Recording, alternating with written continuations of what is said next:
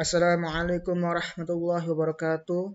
Perkenalkan, nama saya Ernov Arif Kitaksono dengan NPM 06.2020.07337. Saya akan menjelaskan tentang tugas praktikum, yaitu modul 1 dan modul 2. Yang pertama, jelaskan dan beri contoh jenis-jenis jaringan komputer.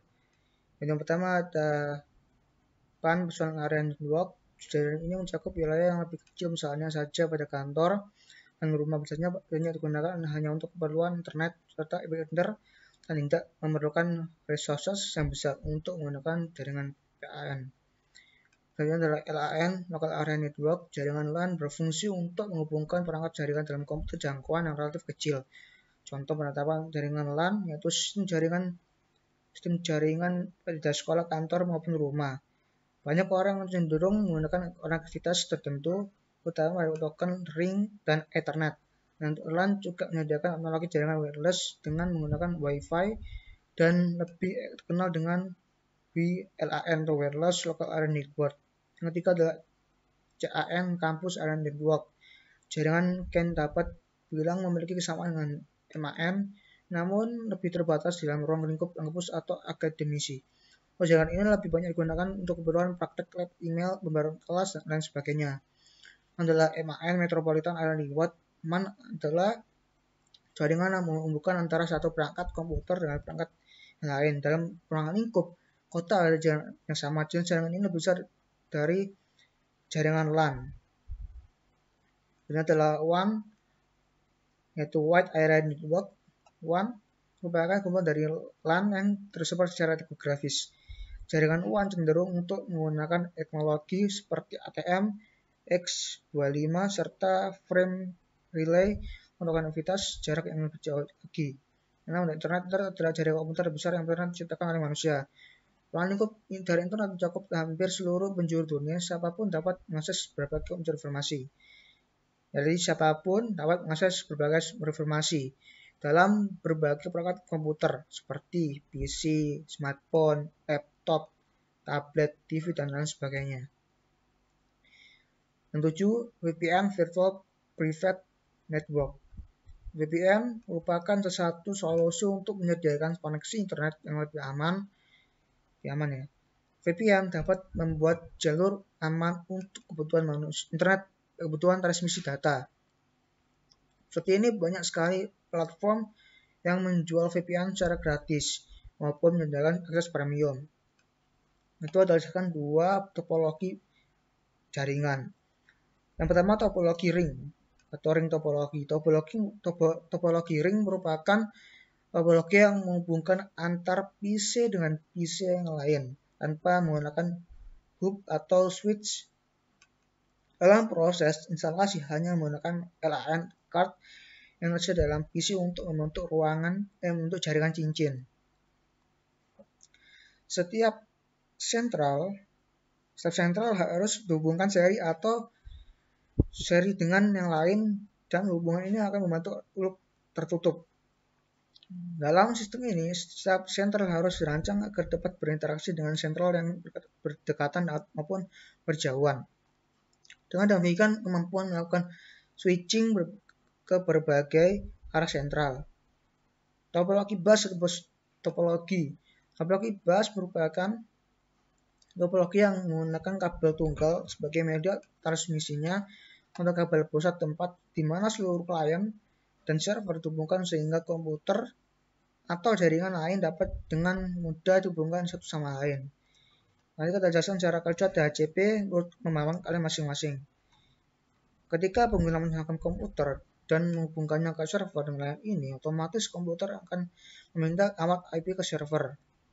Kemudian server menjawab permintaan tersebut hingga akhirnya komputer mendapatkan alamat IP dan berhubung ke jaringan. Untuk lebih jelas mengenai cara kerjanya, proses yang pada layanan ini. Pertama adalah IP list discovery. Pada tahap pertama ini disebut sebagai tahap penemuan. Saat klien terhubung dengan jaringan, klien akan mencari DHCP server yang bekerja pada jaringan tersebut. Klien akan mengirimkan pesan DHCP discover ke subnet jaringan menggunakan alamat tujuan 255.255.255. Setelah ditemukan, klien akan meminta alamat IP yang tersedia pada database server. IP list offer.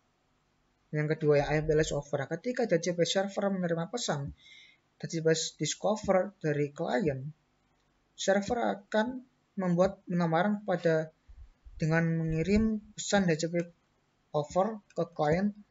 Pesan tersebut berisi ID klien, alamat IP yang ditawarkan, alamat mesh, durasi penggunaan, dan alamat IP database server. Yang ketiga, IP list request. Setelah penerima penawaran dari database server, klien kemudian menyetujui penawaran yang diberikan dengan memberikan balasan DHCP request kepada server. Isi pesannya adalah meminta agar server menjemputkan sesuatu IP address yang bisa dikumpulkan dalam IP DHCP. Yang keempat adalah IP list acknowledge. Pada tahap terakhir ini, setelah server menerima pesan permintaan dari klien, server akan menerima pesan tanpa paket DHCP path kepada klien. Path ini berisi alamat IP dari server dan informasi konfigurasi klien yang mungkin bukan klien. Pada tahap alamat IP diberikan berarti proses konfigurasi IP telah selesai. Selama IP diberikan kepada klien, server akan mencoret dan bertanda pada alamat IP tersebut database yang mereka miliki. Setelah proses ini selesai dan berhasil, komputer klien bisa menggunakan jaringan tersebut dan bertukar data dengan komputer klien jaringan lokal tersebut. Yang keempat yaitu konfigurasi DHCP server PC Linux dengan client 1 dengan networknya 192.168.30.0/24. Lakukan routing agar klien bisa terhubung. Jelaskan angka dan coba konfigurasi menggunakan laptop masing-masing. Yang pertama yaitu masuk ke terminal Ctrl T ya. Ini sudah terhubung, lalu masuk ke login sebagai user root sudo main I, lalu kita akan get IP address komputer server yaitu 92.168.30.024 dengan melakukan editing pada nano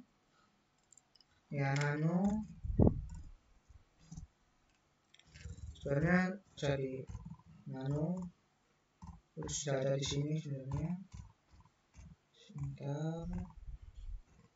Oke ya, nano etc network interface, klik ya. Nah, pas di nano kita tekan perintah auto inp 0x3 device yang statik ya. Lalu bagian address dan juga network gateway diganti 30 karena sesuai dengan soalnya. Exit, lalu kita restart ya, restart dengan menggunakan restart ya. Itu restart. Nah ini /etc restart. Sudah oke. Kita langsung config dulu. Config ya seperti judul, seperti angka-angkanya config. Nah di sini 30 tersebut sudah berhasil ya. Langsung masuk lagi ke nano. Nah nano etc DHCP conf langsung. Pertama kita authoritative-nya aktif ya. Matikan authoritative dengan cara menghapus pagernya. Ini sudah saya hapus. Langsung saya menutup intinya. Lalu kita akan ketikkan perintah subnet custom. Kita ubah tuh di sini thumbnailnya, di range-nya, dan 30 ini juga diganti 2 sampai 8 ya. Artinya tuh range-nya sampai 2 sampai 8. kita exit ya, exit. Lalu kita restart ya, restart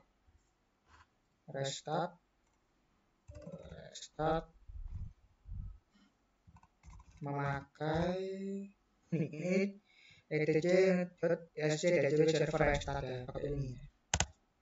Setelah ini kalau sudah berhasil kita setting ya, misalnya setting klien ya. Dan klien tuh saya memakai klien yang ini, klien pada tangan sini. Kliennya, oke, saya akan ini sama.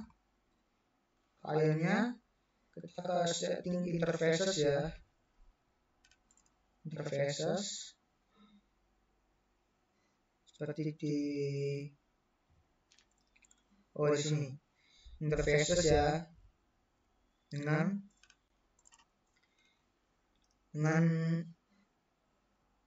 kan, nano aja yang interfaces ya, kita aja harus bisa kan semua auto np s3 juga exit ya, langsung kita restart, kita oke. Sudah oke. Lalu setelah kita ifconfig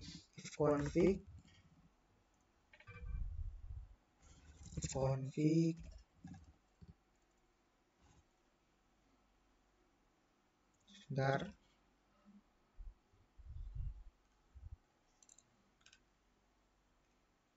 kita ifconfig juga.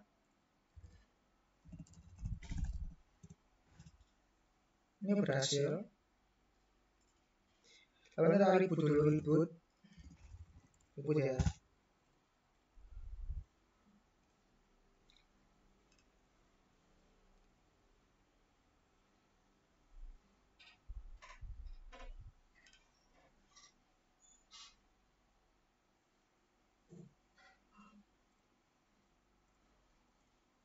Tunggu reboot.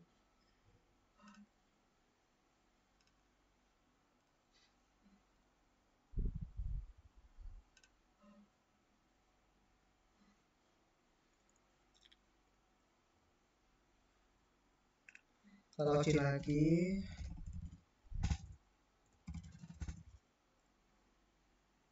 Oke.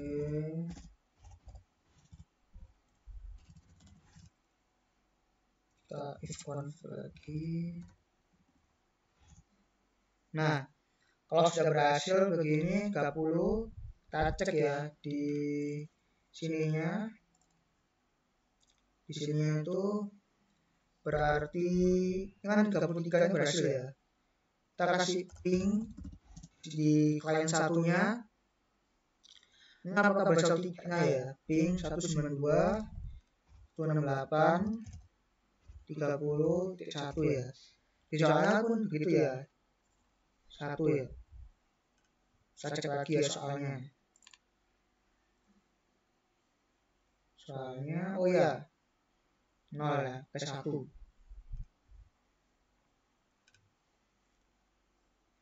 Oke. Ya betul. Ping ya. Nah, kalau ini tadinya berarti berhasil ya. Kita kontrol untuk berhenti. Cek lagi yang satunya.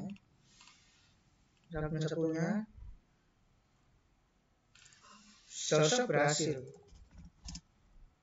Ping 192 268 30. Ini berarti berhasil ya. Oke, itu saja dari saya. Assalamualaikum warahmatullahi wabarakatuh.